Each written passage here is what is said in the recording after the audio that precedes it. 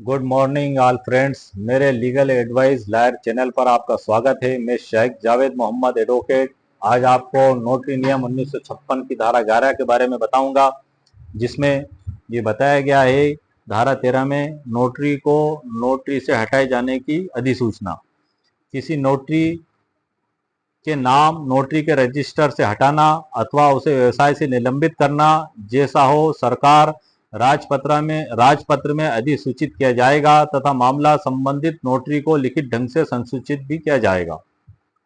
मतलब अगर किसी नोटरी को नोटरी के पद से हटाया जाता है तो उसके हटाए जाने के बारे में इस धारा 13 में बताया गया है कि सरकारी राजपत्र में अधिसूचित किया जाएगा और उस नोटरी एडवोकेट को भी सूचित किया जाएगा। अब इसका जो डिटेल है, उसकी क्या क्या प्रोसेस अपनाई जाएगी, वो मैं आपको इसमें भी बता देता हूँ। थोड़ा सा वीडियो लंबा होगा क्योंकि प्रोसेस में कुछ ज़्यादा जानकारी है, लेकिन प्रत्येक एडवोकेट को इसका जानना जरूरी है। पूरे भारतवर्ष के एडवोकेट के लिए जरूरी है। अगर वो इसको जानेंगे समझेंगे तो उनको कानून की जानकारी के साथ आसानी भी होगी कार्य करने में, और वो किसी भी प्रकार से गलती करने से भी बच सकेंगे। ऐसी प्रत्येक शिकायत में निम्नलिखित विवरण शामिल होंगे। वे कार्य और चूक जो सिद्ध हो जाने पर शिकायतकर्ता व्यक्ति को नोटरी बनने के अयोग्य बना देंगे। नंबर 2, शिकायत में लगाए गए आरोपों के समर्थन में मौखिक या दस्तावेजी साक्ष्य का सहारा लिया जाएगा।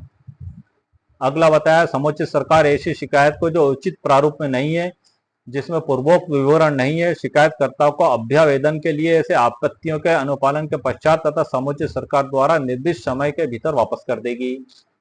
अगले में बताया है, बशर्ते कि यदि किसी शिकायत में विषय वस्तु उक्त सरकार की राय में किसी पिछली शिकायत के समान ही है, मतलब जो वर्तमान शिकायत है वो पिछली शिकायत के समान ही है, तो उसके अंतर्गत आती है। और यदि कोई अतिरिक्त आधार नहीं है तो उक्त सरकार बिना किसी अतिरिक्त कार्रवाई के उक्त शिकायत दर्ज करेगी और शिकायतकर्ता को तदनुसार सूचित करेगी।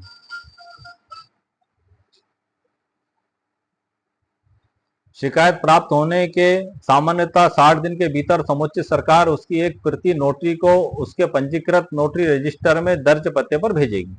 शिकायत दर्ज अगर कर ली गई है किसी नोटरी एडवोकेट के विरुद्ध तो 60 दिन के भीतर जो धारा 4 के तहत रजिस्टर तैयार किया जाएगा, नाम पते दर्ज किए जाएंगे, गवर्नमेंट के द्वारा जो भी नियमानुसार उसका पता लिखा गया उस पते पे 60 दिन के अंदर सूचना भेजी जाएगी। जहां समुचित सरकार द्वारा स्व प्रेरणा से जांच शुरू की जाती है, वह समुचित सरकार नोटरी को उसके विरुद्ध आरोप या आरोप को निर्दिष्ट करने वाला एक विवरण भेजेगी। साथ ही ऐसे आरोप या आरोप के समर्थन में जिन मौखिक या दस्तावेजी साक्ष्यों का पर भरोसा किया गया उसका विवरण भेजेगी। मतलब एक आरोप पत्र भेजेगी कि आप पे आरोप लगाए गए हैं, आप इसके बारे में आके बताएं। यदि कोई संबंधित नोटरी अन्य प्रासंगिक दस्तावेजों और कागजातों में से समुचित सरकार का मानना है कि ऐसे नोटरी के खिलाफ प्रथम दृष्टया मामला बनता है, तो समुचित सरकार सक्षम प्राधिकारी द्वारा मामले में जांच कराएगी। यदि समुचित सरकार की राय है कि संबंधित नोटरी के खिलाफ कोई प्रथम दृष्टया मामला नहीं बनता है तो उसमें उस प्रकार से आगे कार्रवाई की जाएगी। शिकायत या आरोप का दायरा किया जाएगा। इस नियम के अधीन नोटरी को जारी किया गया प्रत्येक नोटिस उसके पंजीकृत डाक द्वारा भेजा जाएगा। यदि ऐसा कोई नोटिस इस बात का प्रश्नांकन किए बिना वापस आ जाता है कि प्राप्तकर्ता ने नोटिस स्वीकार करने से इनकार कर दिया है, नोटिस प्रेषण की तारीख से 30 दिन की अवधि के भीतर बिना तामील किए वापस नहीं आता है, तो माना जाएगा कि नोटरी को विधिवत तामील कर दी गई है। मतलब नोटरी की तामील हुआ माना जाएगा। इस संबंध में नोटिस की तामील हुआ। समुचित सरकार का एक कर्तव्य होगा कि वो अपने ज्ञान में लाए गए सभी तथ्यों का सक्षम प्राधिकारी के समक्ष रखे, जो सक्षम प्राधिकारी द्वारा जांच के प्रयोजन के लिए सुसंगत हों। नोटरी जिसके विरुद्ध कार्रवाई की गई है, सक्षम प्राधिकारी के समक्ष व्यक्तिगत रूप से अथवा किसी कानूनी व्यवसायी अथवा किसी अन्य नोटरी के माध्यम से अपना बचाव करने का अधिकार होगा। मतलब जिस नोटरी एडवोकेट के विरुद्ध जांच चल रही है तो वो उसमें उपस्थित होगा, अपना बचाव रखेगा, खुद अपना उपस्थित होगा, अपने साथ नोटरी वकील को नियुक्त कर सकता है कि जैसे उसमें बताया गया है।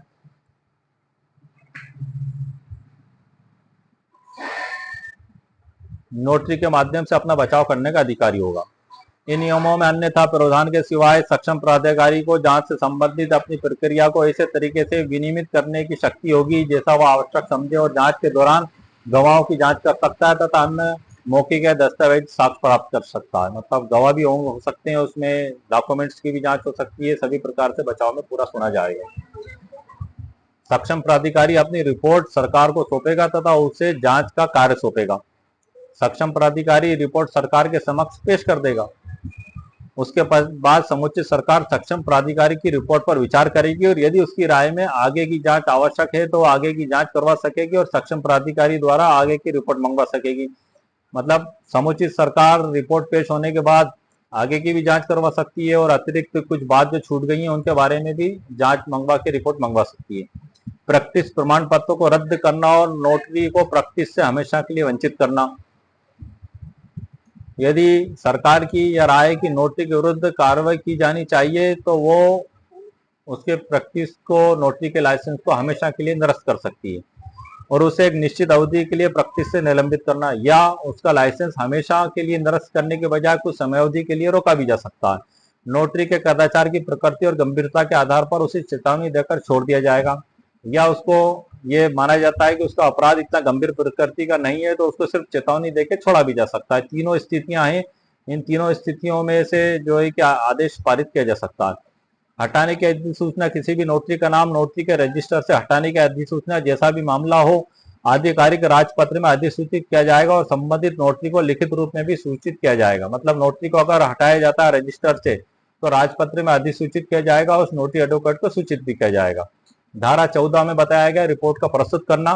प्रत्येक नोटरी प्रत्येक वर्ष जनवरी के प्रथम सप्ताह में समुचित सरकार को पूर्ववर्ती वर्ष के दौरान उसके द्वारा किए गए नोटरी कार्यों का फॉर्म वार्षिक विवरणी ऑनलाइन प्रस्तुत करेगा।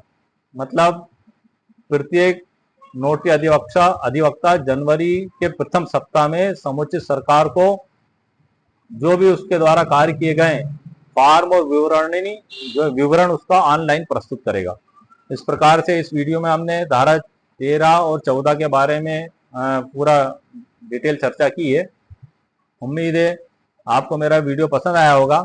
धारा 13 में जैसा कि आपने देखा है, नोटरी के व्यवसाय या अन्य कदाचारों के आरोप की जांच की जाएगी और नोटरी एडवोकेट जांच में दोषी पाया जाएगा तो उसे किस प्रकार से नोटरी के पद से हटाया जाए इस बारे में बताया गया है। उसको साल में एक विवरणी प्रस्तुत करना होगी, इसके बारे में बताया गया है।